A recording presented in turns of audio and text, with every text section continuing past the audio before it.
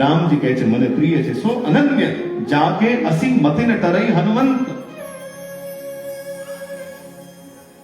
આવા હનુમાનજી મહારાજની રાવણની સભામાં પરીક્ષા થઈ.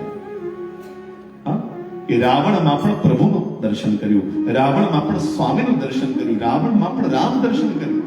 અને એટલે પરિણામે હનુમાનજીની આ પરીક્ષામાંથી હનુમાનજી ઉત્તીર્ણ થયા. સાહેબ પરીક્ષા તો વારે વારે આવે. કેટલી બધી પરીક્ષા આવી. મૈનાક, સુરસા, સિંહિકા, આ બધી પરીક્ષા નથી તો બીજું શું છે? રાવણના દરબારમાં પણ પરીક્ષા થઈ અને છેલ્લી એક્ઝામ ભગવાન રામજી લેવાના. છેલ્લી પરીક્ષા રામજી લે છે. સાધકની સૌથી છેલ્લી પરીક્ષા અને કઈ હોય છે? અહંકારની પરીક્ષા. છેલ્લી પરીક્ષા. હનુમાનજી પધારશે રામજી પાસે અને ત્યારે રામજી એમ કહેવાના છે હનુમંત પ્રત્યુપકાર કરો કા તોરા સન્મુખ હોઈને સકત મન મોરા સુનો સુત તોહી ઉરિન બેનાહી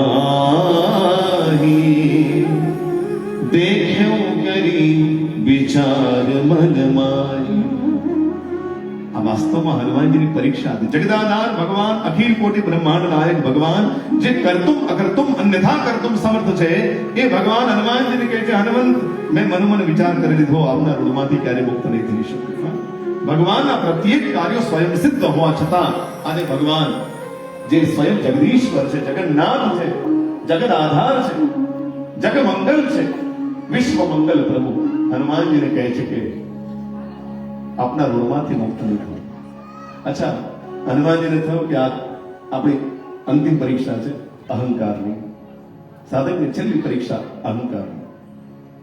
અને એટલે તો જ્યારે આ વચનો રામજી બોલે છે ને ત્યારે પ્રસંગમાં વાંચો બરાબર, હનુમાનજી સતત રામજીના મુખારવિંદ પર દ્રષ્ટિ કરી સતત.